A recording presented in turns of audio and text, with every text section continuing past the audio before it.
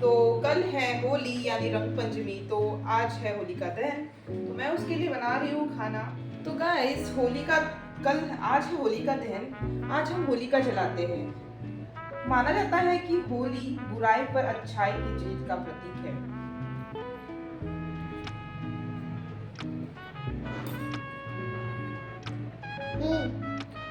होली के दिन प्रहलाद की बुआ होलिका ने उसे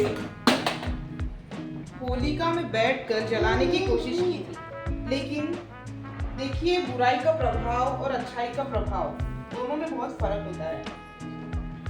जलाने के लिए तो प्रहलाद की कोशिश की थी, लेकिन जल गई होलिका बुआ। तो उसी की याद में हम लोग होलिका जलाते हैं। तो उसी के लिए मैं अभी खाना बना रही हूँ, क्योंकि होलिका जलाते वक्त हमें वहाँ पूजा करनी होती है, फिर नैवेद्य वगैरह रखना होता है, तो इसलिए मैं अभी खाना बना रही हूँ। मैंने पूरन तो पहले ही प्रिपेयर कर लिया था। पूरन की पोलियाँ बनने वाली है आज, जो कि मेरी और आई थिंक सबकी फेवरेट होती है। तो अभी मैं बना रही हूँ शार। स्पेशली जब हम चने की दाल लगाते हैं तब उसमें से कुछ पानी बचता है, तो उस पानी को बोला जाता है शार या फिर आमटी। महाराष्ट्र में इसे आमटी कहते हैं। तो अभी मैं बना रही हूँ खट्टी मीठी आमटी। दोस्तों वैसे मैं होली के दिन होली का दहन के दिन थोड़ा ज़्यादा खाना बनाती हूँ, क्योंकि होली का दहन के दूसरे दिन होती है रंग पंचमी, और रंग पंचमी के दिन हम होली मनाते हैं। तो उस टाइम पे हम लोग थोड़े बिजी होते हैं, तो मैं ज़्यादा खाना बनाती हूँ ताकि दूसरे दिन भी यही खाना थोड़ा रह जाए और फिर सुबह हम लोग से नाश्ते में से कुछ भी करके खा सकते हैं। लेकिन इस बार मैं ज़्यादा खाना नहीं बनाने वाली, क्योंकि कल मुझे जाना है मुंबई।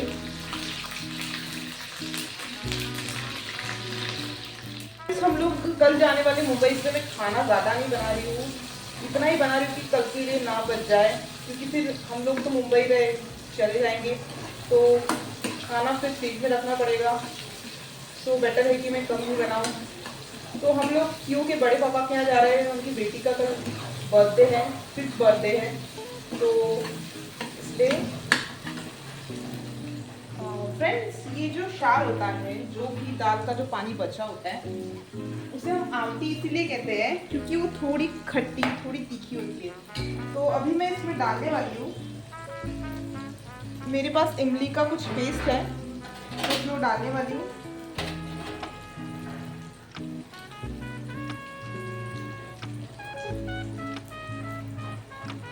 ये हमारा इमली का पेस्ट ज़्यादा नहीं डालूंगी, वरना ज़्यादा खट्टी हो जाएगी। तो अभी मैं इसमें डाल दूंगी वो दाल का जो पानी है, ज़्यादा नहीं डालूंगी। हम दोनों के हिसाब से जितनी सब्जी लगेगी मैं उतना ही डालूंगी, बाकी का मैं रहने दूंगी।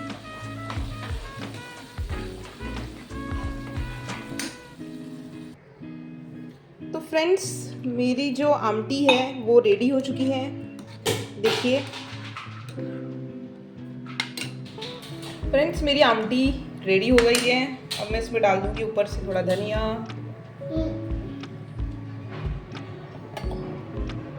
एंड ये डन हो गया है। अभी मैं बनाऊंगी कढ़ी। तो अभी मैं बना रही हूँ कढ़ी, और अभी कढ़ी बनाने के लिए जो मैंने साग है या दही बोल सकते हैं, वो मैंने घर पे ही बनाया है। तो वैसे पुणे में अभी तक रिकॉर्ड है मुझे खट्टा दही कहीं मिला नहीं, तो इसलिए अभी मैंने घर पे दही जमाना और छाछ बनाना चालू किया है। तो बहुत ही अच्छा खट्टा बन के तैयार हो रहा है, और कढ़ी भी एक नंबर बन रही है।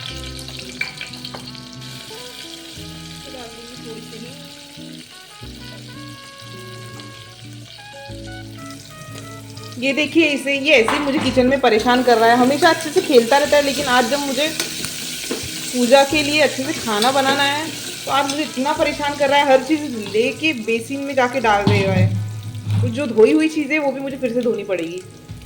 क्या करूँ मैं इस लड़के का।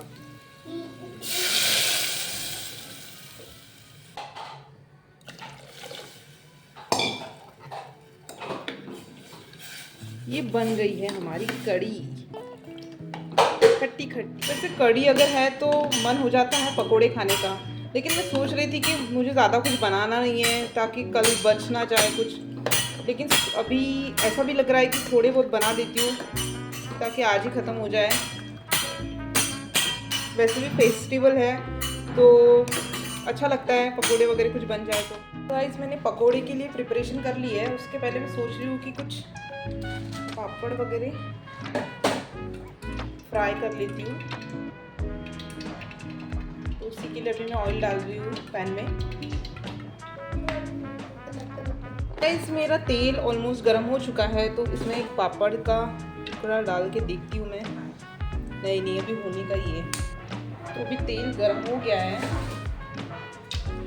पापड़ में जल्दी से फ्राई कर लेती हूँ कि आंच को भी कुछ खाने के लिए दे दूँगी।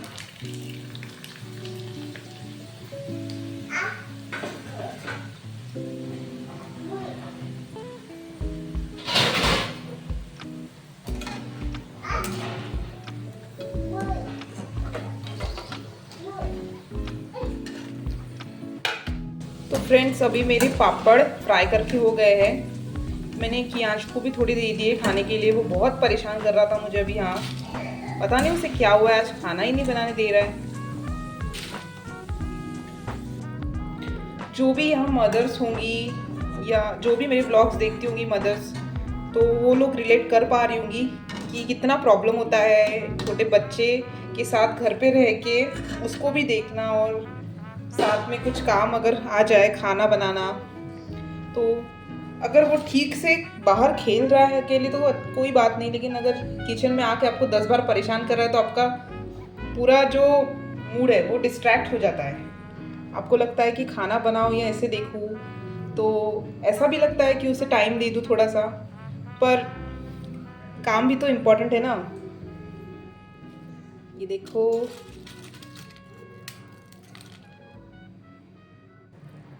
तो गाइस अभी मैं पकौड़ी निकाल रही हूँ और उसके बाद मैं पूरन पोली बनानी है, मैं वो बना लूँगी। और कुछ सादी रोटियाँ बनानी है, आई मीन प्लेन रोटियाँ बनानी है कुछ, तो वो भी बना लूँगी 5 से 6। देन उसके बाद खाना डन। देन फिर उसके बाद हम लोग वेट करेंगे पूजा के लिए।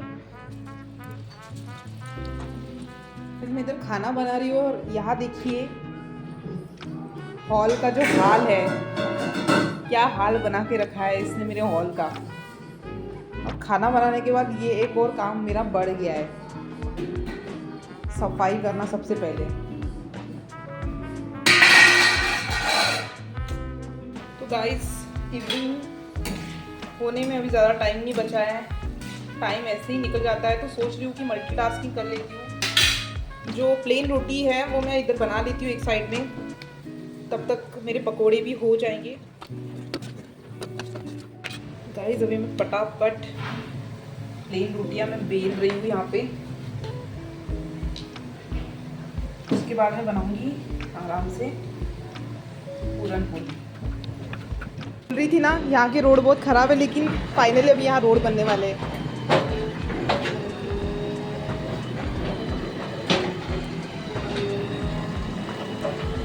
सब कुछ तोड़ा जा रहा है।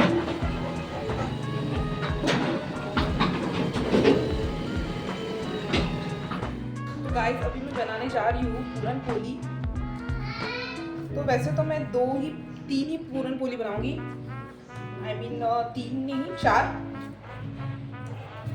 2 नैवेद्य के लिए और 2 मेरे लिए और 1 क्यू के पापा के लिए। तो इसलिए मैं 3 ही बनाऊंगी और फिर मैं बाकी की पूरन पोलियाँ मुंबई लेके जाने वाली हूँ। तो 5 से 6 पूरन पोलियाँ रहेगी, वो मैं मुंबई लेके जाऊँगी। तो मुझे अभी जल्दी जल्दी बनाना है बस, फिर मेरा काम हो गया। फिर मैं फ्रेश हो जाऊंगी और घर को भी साफ करना है, क्यों ने इतना फैला के रखा है।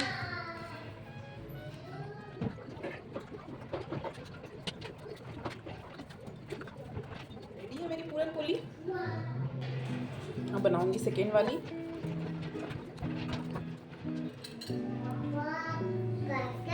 पापा ने पैसे दिए नाच रहे थे, क्यों आलू कचालू बेटा कहाँ गए थे।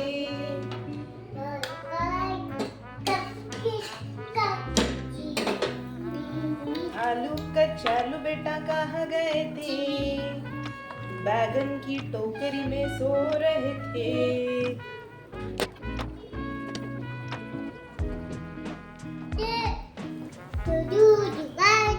फ्रेंड्स, मेरी दूसरी पूरन पोली भी तैयार हो गई है और मैं इसको देसी घी के साथ, प्योर घी के साथ सेक रही हूँ, क्योंकि मेरे पास बहुत सारा घी है जो मैंने घर पे बनाया है खुद होके अपने बेटे के लिए। तो सोचा अगर पूरन पोली खा रहे हैं तो फिर घी की सीखी हुई ही क्यों नहीं। ये पूरन पोली का कलर देखो आप, कितना प्यारा लग रहा है, एकदम गोल्डन। गाइस देखिए कि याश ने सारा सामान फैला के रखा था, तो फिर मुझे सब एक एक छोटी छोटी चीज़ें उठा के उसके टॉय बैग में डालनी पड़ी। उसको बोलती हूँ, वो कभी सुनता है कभी नहीं सुनता। देखो अभी कैमरा दिख गया उसे पोज कर रहा है। और फिर ये हमारा होलिका दहन हो गया जैसे तैसे। एक्चुअली रोड जो बन रहा था उसके कारण सब तोड़ फोड़ करके रखा था, तो सारी ईंटें पत्थर ऐसे इधर उधर फैल गए थे और सब पैर को चुभ रहा था। पर फिर भी हमने होली का दहन तो करना था, तो कैसे भी करके हम लोगों ने होलिका माता बनाई और फिर पूजा की और दहन किया। और हम लोग ये प्रदक्षिणा कर रहे हैं कि अंश भी होलिका में आजू बाजू राई फेंक रहा था। मैं उसको बोल रही थी कि ऐसे करो ऐसे करो, तो फिर वो ट्राई कर रहा था मेरी कॉपी करने का।